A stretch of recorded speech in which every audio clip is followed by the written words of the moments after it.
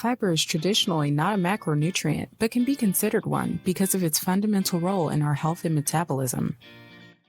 It is far more important than we've recognized thus far. That's why it's one of the 4 macronutrients that you should follow in your diet. How much and from which sources? Let's dig deeper into that. But first, what is fiber?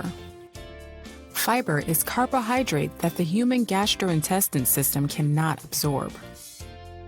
Then what's the point? During millions of years, our intestines have developed a symbiosis with microbes that can and use this fiber as energy. When fiber reaches the end of the intestinal tract called the colon, the bacteria start to break it down and use it as energy. In that same process, bacteria will excrete the short-chain fatty acid called butyrate, an essential energy source for intestinal tract cells. Those cells have developed a need for this butyrate to stay healthy. They can't function without it. In the case of too little fiber and thus too little butyrate for the intestinal membrane cells, the colon wall starts to leak through toxic elements like lipopolysaccharides. It further causes inflammation throughout the whole body. As for butyrate, all of which the intestinal wall cells don't use as energy, it is absorbed into the bloodstream and has many amazing effects on our metabolism and overall health.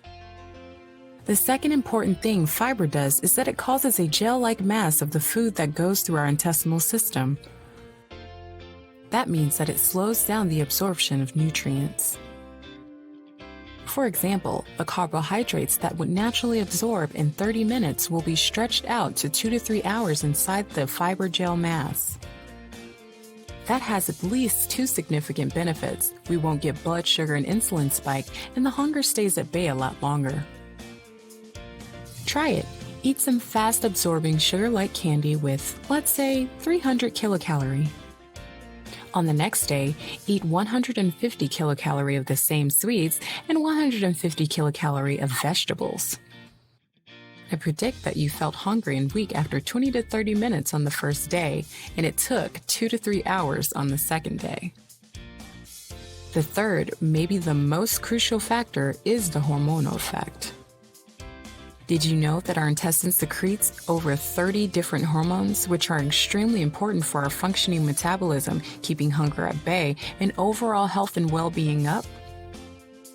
For example, one of the most important ones is GLP-1 hormone, which levels decline in metabolic syndrome and causes increase in weight gain, hunger, and a role in developing type 2 diabetes. The kind of fiber that doesn't produce a gel-like mass is called insoluble fiber, and it is a type of fiber that affects the intestinal hormone function. So now we've gotten the why out of the way, let's focus on the how. Getting enough high-quality fiber from different sources isn't nearly as hard as you might think. The minimum you should aim for is 25 grams per day. The good thing is that when you follow my instructions on the carbohydrate video, this amount comes automatically. For example, let's say you'll eat 600 grams of mixed vegetables, 1 oatmeal porridge, and 2 loaves of oat bread. You'll get 23 grams of fiber with just 52 grams of overall carbohydrates. That's the reason we started with carbohydrates, and I recommended that you eat mostly fiber-rich carb sources. So, are there any special fiber sources you should consider? Yes, seeds, nuts, fruits, and berries. Of course, they aren't as high in fiber content, but they'll make an excellent addition. Maybe the most important thing to remember is that you get your fibers from different sources. If you only get your fiber from one source, for example, oats, the health and metabolic benefits will be much lower. Remember that different fibers have different duties in our intestines and as food for bacteria. Don't overthink this part. Try to eat a wide range of veggies, whole grains, seeds, and berries.